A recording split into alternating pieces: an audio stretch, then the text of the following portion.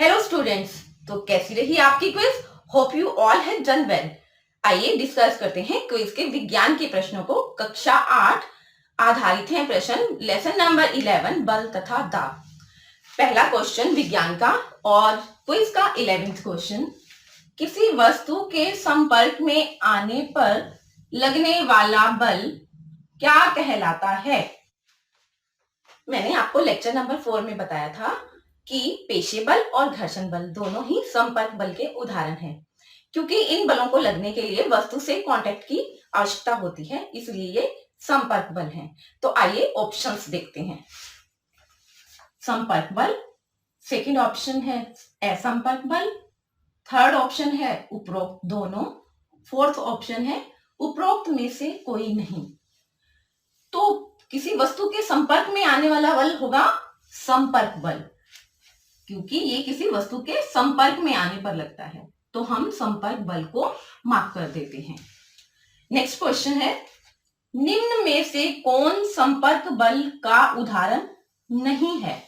मैंने आपको lecture number 5 में बताया था कि 5 बल हैं, उनमें से पेशी और घर्षण बल ये दोनों संपर्क बल के उदाहरण हैं, और चुंबकीय बल, गुरुत्वाकर्षण बल और स्थिर वैद्युत बल ये तीनों असंपर्क बल के उदाहरण हैं। तो आइए ऑप्शंस देखते हैं।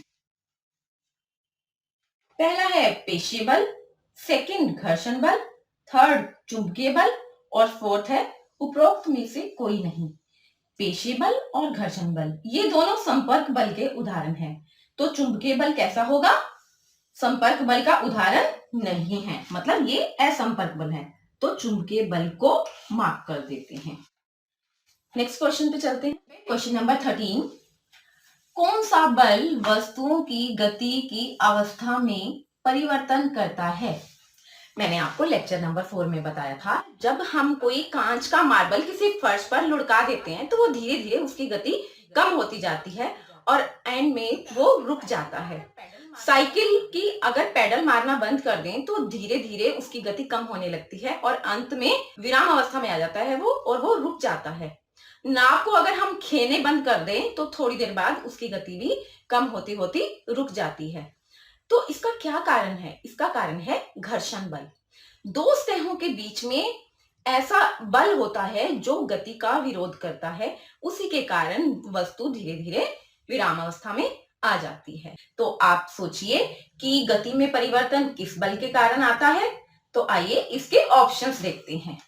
फर्स्ट ऑप्शन है चुंबकीय बल, सेकंड ऑप्शन गुरुत्वाकर्षण बल, थर्ड ऑप्शन है स्थिर वैद्युत बल और फोर्थ ऑप्शन है घर्षण बल। तो इसका मतलब घर्षण बल के कारण वस्तु की गति की अवस्था में परिवर्तन आता है, तो इसका आंसर है घर्षण बल। हम इसको मार्क कर देते हैं। नेक्स्ट क्वेश्चन देखते हैं। क्वेश्चन नंबर 14, जानवर किस बल का प्रयोग कर हमारे कार्य में सहायता करते हैं? आपको याद होगा लेक्चर नंबर 4 में मैंने आपको बताया था कि जानवर अपने शारीरिक क्रियाकलापों और हमारे कार्यों के लिए अपने पेशी बल का इस्तेमाल करते हैं। तो आइए इसके ऑप्शंस देखते हैं। पेशी बल, सेकंड ऑप्शन है घर्षण बल, थर्ड ऑप्शन है चुंबकीय बल और फोर्थ ऑप्शन है उपरोक्त सभी। तो जानवर किस बल का उपयोग करते हैं अपने कार्यों के लिए? आंसर है पेशी बल, तो हम इसको मार्क कर देते हैं।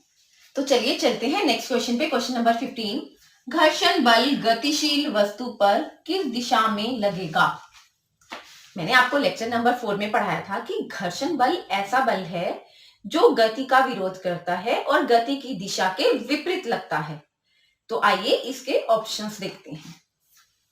फर्स्ट ऑप्शन है वस्तु की गति की दिशा में, सेकंड ऑप्शन है वस्तु की गति की दिशा के विपरीत, थर्ड ऑप्शन है ऊपर से नीचे की ओर और फोर्थ ऑप्शन है चारों तरफ से। तो घर्षण बल मैंने आपको बताया था वस्तु की गति की दिशा के विपरीत लगता है, क्योंकि ये गति का विरोध करता है, इसलिए इसका आंसर वस्तु की गति की दिशा के विपरीत है और इसे मार्क कर देते हैं। होप आपको सब क्वेश्चंस समझ आ गए होंगे, और जब आप क्विज करते हैं तो करने के बाद स्कोर का स्क्रीनशॉट खींचते हैं, इसके बाद बेटा आप सबमिट नहीं करते, आप उसे सबमिट जरूर कर दें। Thank you. NTPC Faridabad and Chief Minister's Good Governance Associates Program with Star Teachers of Faridabad.